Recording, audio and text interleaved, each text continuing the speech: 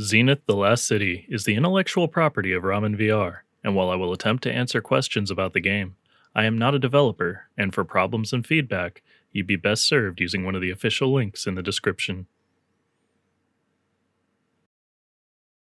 I'm Bazwin, and welcome to my Zenith Player's Guide to Essence Mage Tank.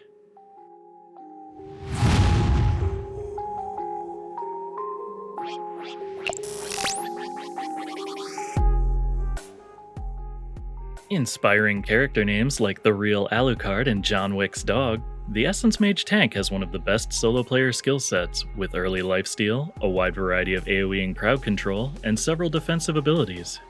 In the early game, it is a little less powerful than some, but by level 7, enough abilities are online to ensure the Essence Mage tank excels at fighting, especially when your significant other takes you to a family reunion. One thing to remember is that the lion's share of your mana regeneration comes from using your weapons, so be sure to weave your pew-pews in between your bang-bangs. Keep in mind, to use the skills showcased in this video, you do need to have them unlocked and equipped in the Godstone menu.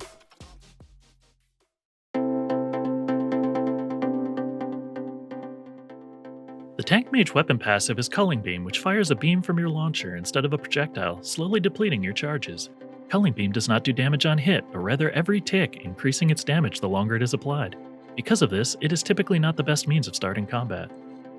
The Tank Mage teleport is Binding Rift, which allows you to press B and aim your teleport to any walkable surface in range.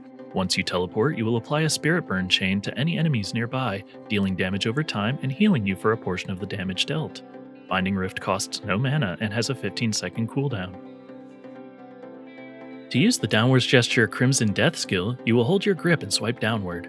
This will summon an AoE pool at your location that grows over a few seconds, dealing damage to enemies caught within. Crimson Death costs 120 mana and has an 8-second cooldown.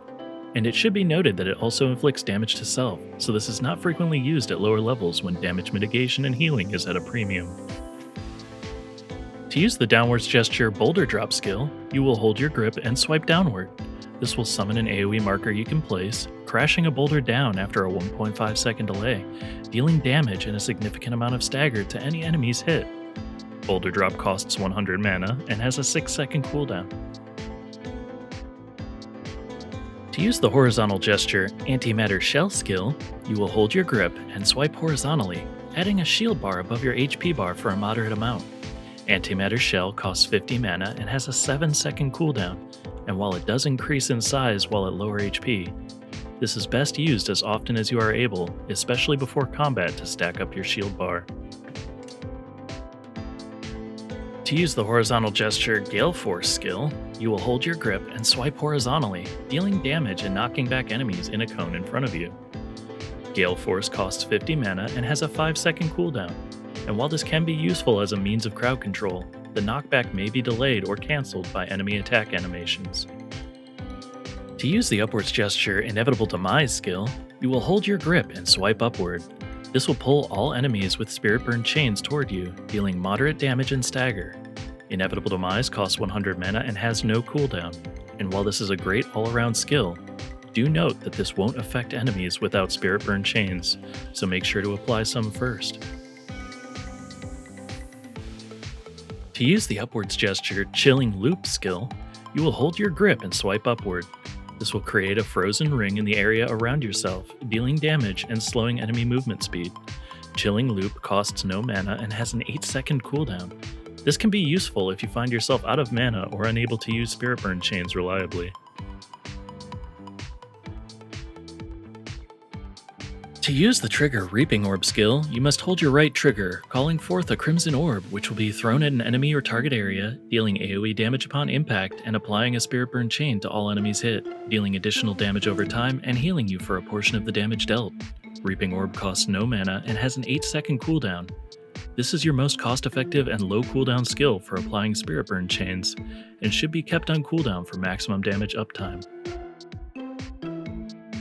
To use the trigger Glacial Orb skill, you must hold your right trigger, calling forth a Frozen Orb, which will be thrown at an enemy or target area, dealing AoE damage upon impact.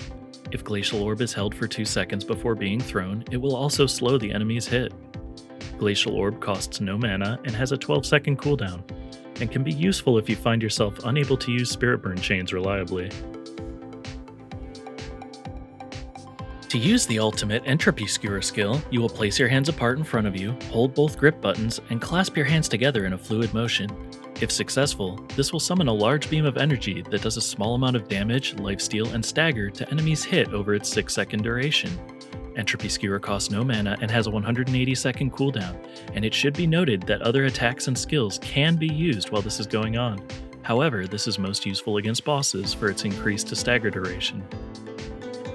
To use the Shield God Hand skill, you will hold both grips and bring your hands together, creating 2 discs of energy that can be used to block incoming enemy attacks, reflecting stagger on a successful block.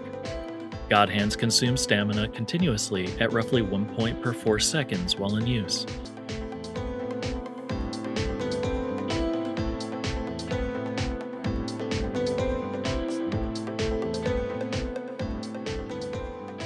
There's a lot of different factors that go into how to build your tank mage, such as your gear, finding rare godstones, or fighting specific bosses, but my recommended general build is to use Reaping Orb, Inevitable Demise, Antimatter Shell, and Crimson Death.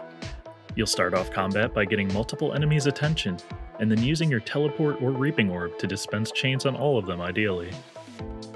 If you're low level, just avoid using your Downward Gesture and save your mana for Inevitable Demise or Antimatter Shell. When you get to higher level, you can weave in Crimson Death after an Antimatter Shell, and the shield will stop you from hurting yourself while it's up. That said, the more damage you do with chains attached, the more lifesteal you get, so you'll have to be the judge of when you need more defense and when you need more offense. When in doubt, experiment for yourself, and remember that while the Tank Mage Ultimate isn't the biggest ability, it is free to use once per 3 minutes. Thanks for watching, Zenithian. If you liked the video and want to support the channel, smash that like button, hit the subscribe so you don't miss any new videos, and be sure to leave your questions and comments below.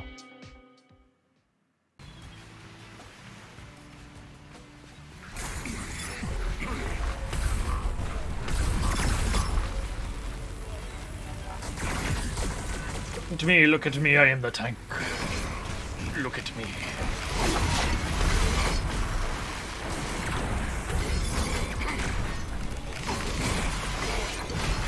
Oh, an initiate. Rip. Oh no, I'm dead. I got you. Stop moving. Stop moving. Do not yank him. Get me up. Come on. There we go. Target the crystals. No! Keep it going. We got this. Push him. Push him. Come on. Get in! Come on. There we go. Yes! Yeah, nice job. Nice.